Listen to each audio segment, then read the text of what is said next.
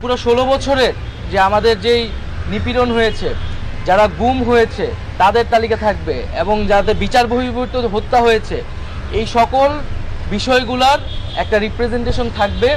এবং যেখানে আমরা সিদ্ধান্ত নিয়েছি এই যে স্থাপত্যটা এখন ভগ্নাবশেষ অবস্থায় আছে সেটিকে সর্বোচ্চ সেই অবস্থায় রেখেই আমরা এই জাদুঘরটি করা হবে।